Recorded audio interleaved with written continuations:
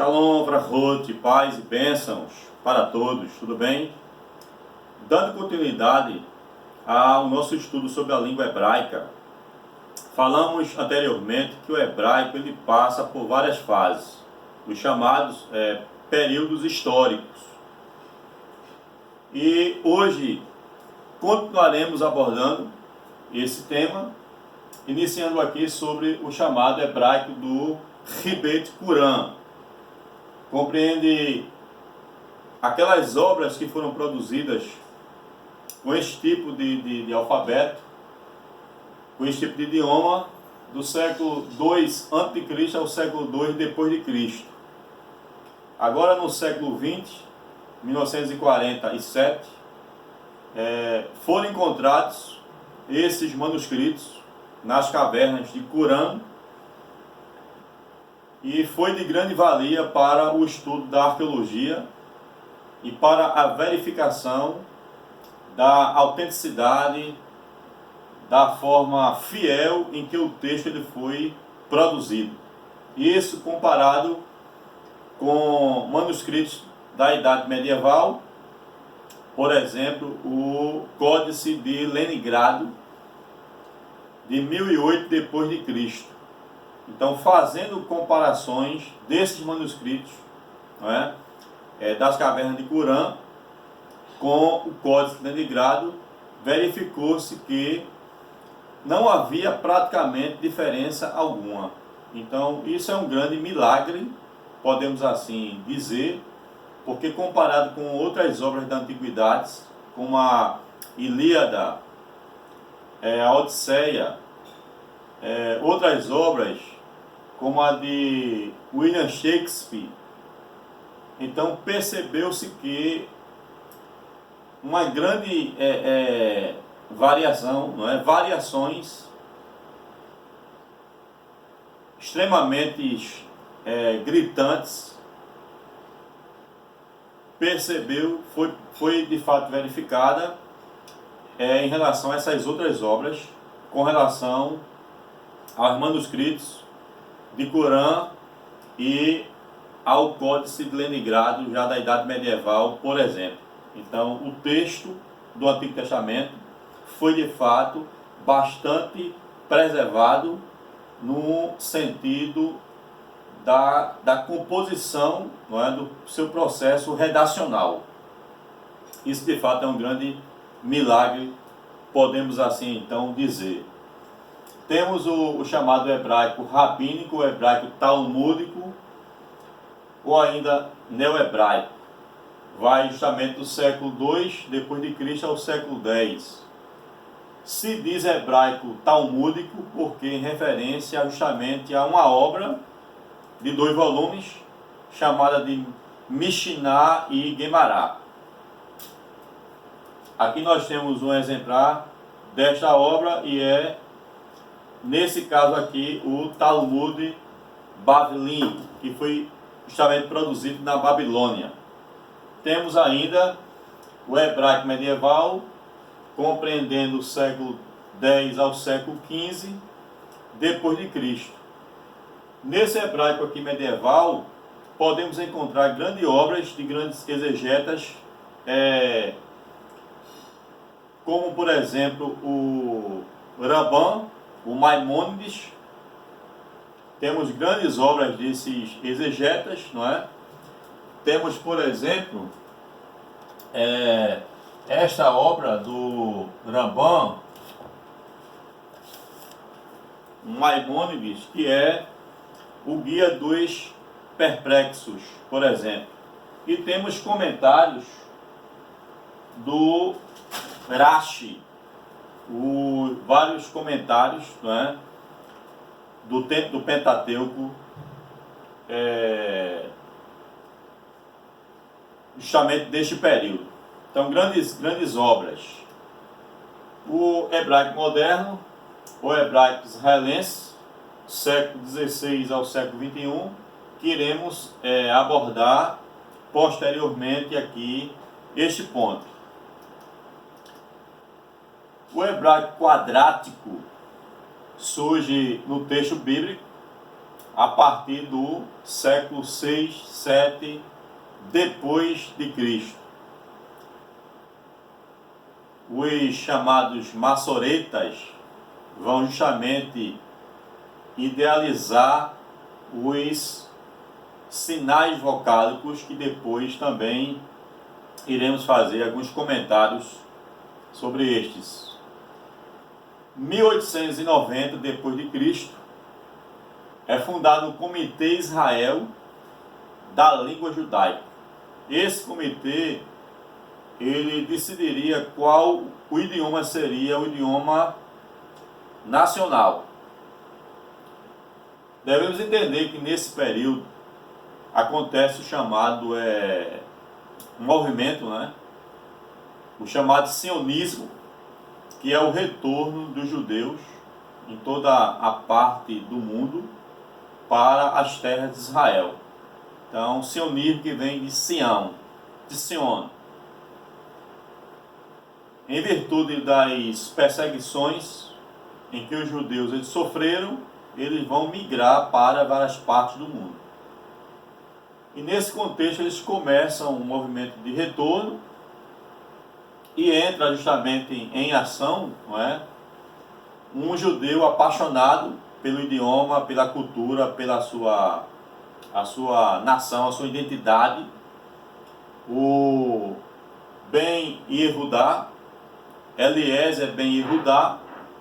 Ele mora nesse período na Lituânia, na Rússia, e alguns chegam até a dizer que ele vai da Lituânia, da Rússia, para Israel a pé. Não posso afirmar até que ponto essa informação ela é verídica, mas é dito que ele sai da Lituânia, vai para Israel a pé.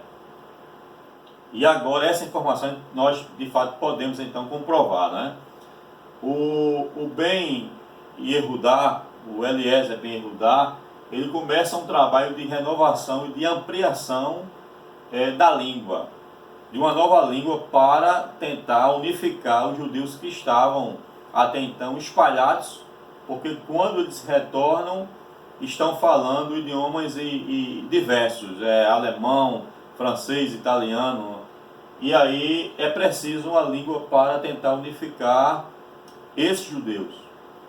E o Eliezer Ben Yehudá, ele vai sofrer várias oposições de um grupo denominado de idististas, que são aqueles que falavam o chamado alemão arcaico e escreviam em hebraico. Por outro lado, havia o grupo dos chamados ultra-ortodoxos, que defendiam que o idioma hebraico deveria ser utilizado exclusivamente para fins sagrados ou litúrgicos, de modo que o hebraico moderno vai prevalecer. E o Eliezer Ben Yehudá, que era de fato um linguista, ele vai criar novos vocábulos, será reconhecido como o chamado ressuscitador do hebraico. Ele cria um jornal, começa a lançar através desse jornal novos vocábulos para serem incorporados no dia a dia dos judeus, e depois ele cria um dicionário. E hoje o hebraico moderno, ele é falado por mais de 8 milhões de pessoas no seu dia a dia em Israel.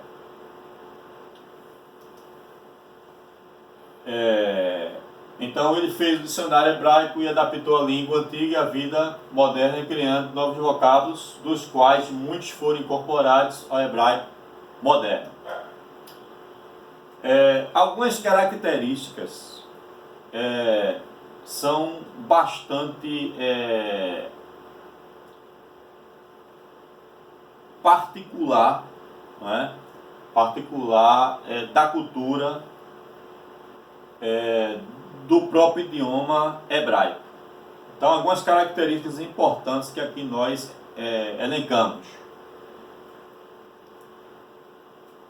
Primeiramente, o alfabeto hebraico, originalmente, ele é considerado um alfabeto consonantal.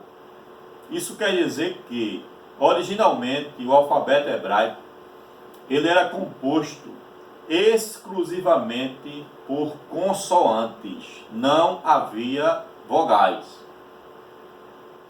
Depois, não é, a partir do século 6, 7 em diante, tinha um grupo de judeus chamado maçoretas, que vai justamente desenvolver os chamados sinais vocálicos. São pontos que vai servir para vocalizar o chamado texto consonantal. E quando o texto passa a receber sinais, ele é conhecido como texto maçorético ou como texto pontuado. Ainda também desenvolvidos chamados pontos diacríticos. Dentro desses pontos diacríticos, a gente também poderia destacar os sinais de acentuações, pontuações e cantilação, pois o texto dentro da sinagoga, né, o texto da Torá, o do Tanar, do Antigo Testamento, como um todo, ele é geralmente cantado, cantilado. Então, os sinais diacríticos. Uma outra característica ainda é de respeito à morfologia, não é, do idioma. A raiz, ela é triconsonantal. Isso quer dizer o quê? Geralmente, a raiz de uma palavra, ela será composta de 3 consoantes. Então, triconsonantal, formada por 3 consoantes. O verbo no hebraico ele possui 2 formas. Você vai encontrar a chamada forma perfeita e a forma imperfeita. E ele também pode se apresentar através de 7 conjugações que nós chamamos de graus diferentes, onde nós temos o chamado kal, quando o sujeito ele pratica a ação de uma forma simples. Temos também a forma passiva da forma ativa simples, que é o chamado nifal. Vamos ainda encontrar a forma intensiva da ativa, que será o piel, e a passiva da ativa intensiva, que é justamente o poal. Temos a forma reflexiva ou recíproca, que denominamos de hitpael. Temos ainda a forma causativa ativa, que é justamente o refil, e a forma causativa passiva, que é justamente o rofalo. Então, 7 conjugações dentro da forma do perfeito e do imperfeito. O substantivo nós temos de 2 gêneros, masculino e feminino. E temos ainda o dual, aquilo que existe na natureza em pares: olhos, mãos, pés, chamado de dual. Número, né? Singular e plural. O hebraico ele se escreve, assim como praticamente todas as línguas semíticas, da direita para a esquerda. De acordo com a tradição judaica, se escreve da direita para a esquerda com a seguinte justificativa: que o Eterno, que Deus, Hashem, dentro da expressão hebraica, o Adonai, ele entregou a lei a Moshe, a Moisés, com a sua destra, com a sua direita.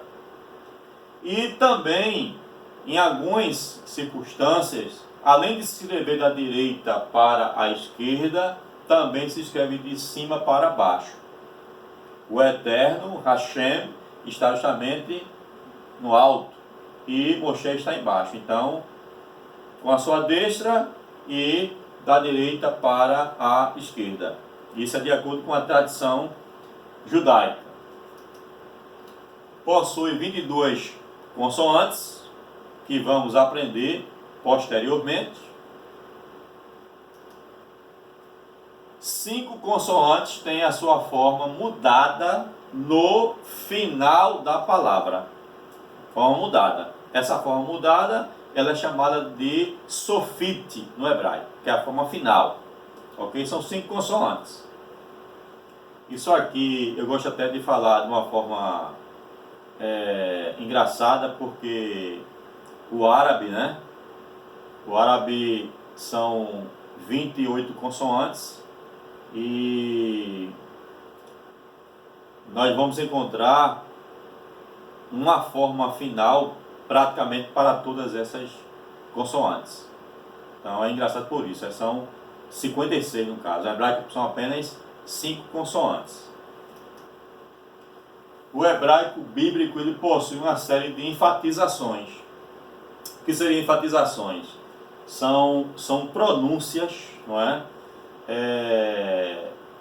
Marcantes, bem perceptíveis, que vamos encontrar do falante. Nas consoantes cujas articulação precisa, ela é disputada provavelmente pelas palatais, guturais e falangiais. Isso quer dizer o quê? Que as consoantes, em qualquer alfabeto, elas estão agrupadas dentro do que nós chamamos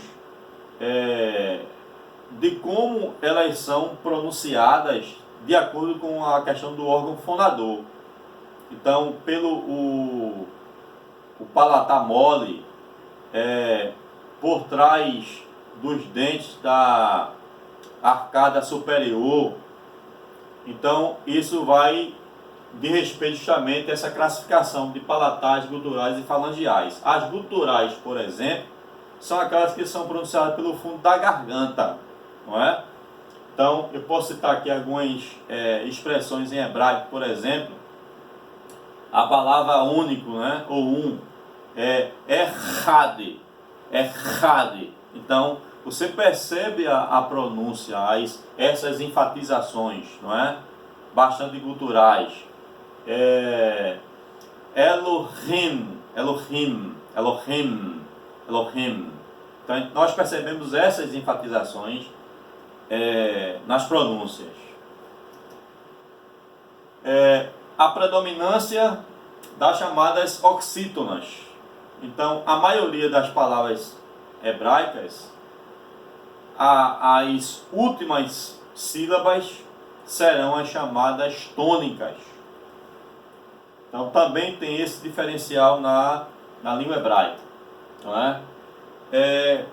Ainda dentro da questão agora cultural, que é importante nós imergirmos neste universo cultural, isso vai de fato contribuir bastante para tentarmos diminuir esse distanciamento cultural nosso para com a cultura judaica e até de certa forma corroborar para tentar minimizar o choque cultural que é muito forte nesse início do aprendizado do alfabeto hebraico.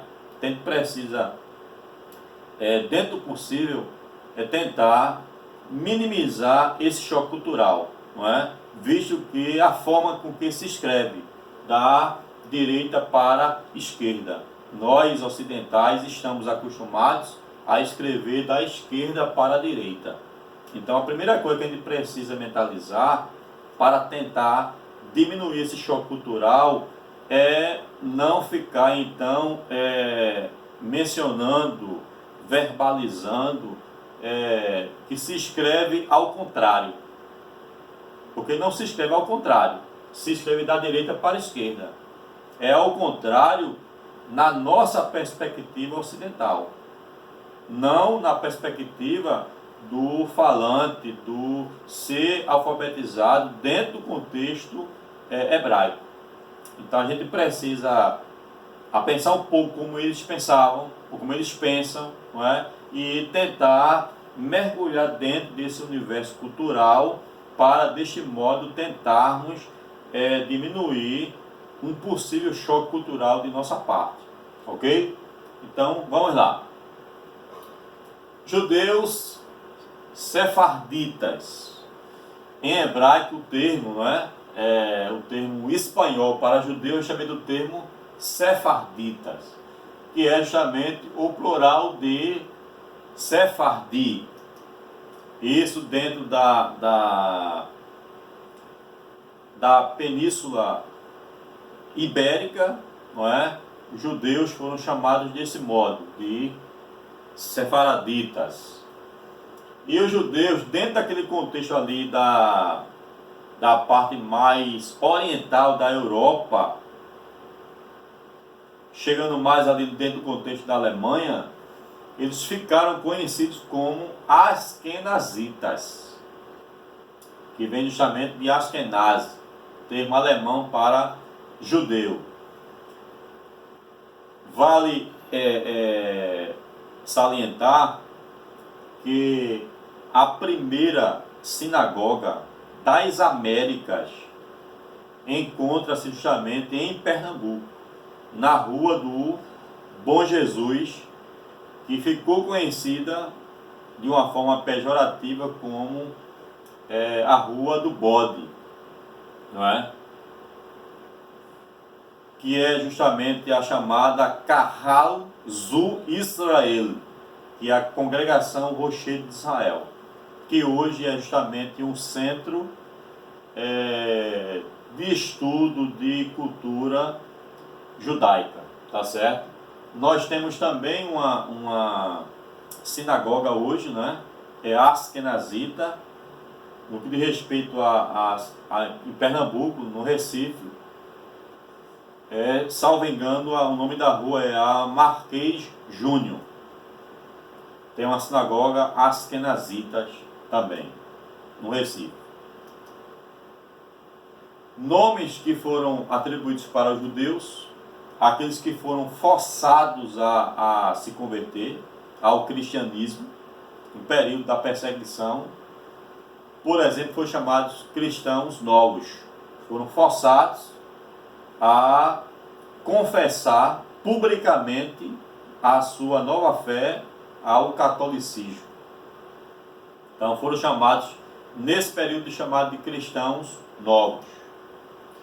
Chamado também de Anussim, que significa forçados, ou seja, forçados a abraçar a fé cristã, no caso católica. Então, Anussim. E o chamado criptojudaísmo. Por que cripto? Judeus em secreto. Eles, ao serem obrigados a aderir a essa nova fé, a fé cristã católica, nesse período eles, em casa, continuaram praticando seus costumes, a sua cultura, o estudo da Torá e ensinando a seus filhos, parentes, tudo mais. Na época da perseguição foi muito comum, principalmente aqui no Brasil, não é? Os chamados casamentos endogâmicos, quando eles casavam-se entre si, né? Entre parentes, entre primos, até às vezes, né? Sobrinhos com tios, para manter, perpetuar justamente essa cultura dentro da sua própria comunidade, não é? Então, o chamado criptojudaísmo. Em Pernambuco, uma das figuras muito destacadas no período da perseguição é a chamada Branca Dias, Nazaré, Camaragibe, melhor dizendo, né? Foi aonde foi justamente disseminado o chamado criptojudaísmo. A Branca Dias chegou a judaizar, vamos dizer, várias pessoas ao conhecimento, à fé judaica. E com isto, ela é levada para Portugal, não é?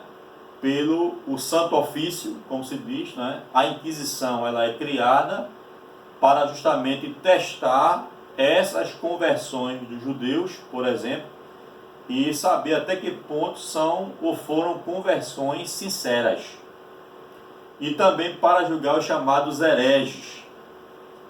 Aqui no Brasil não há, ou não houve, melhor dizendo, o chamado um tribunal da Inquisição, mas Portugal, ele justamente mandava os investigadores, os inquisitores, e as pessoas eram levadas para serem julgadas justamente em Portugal.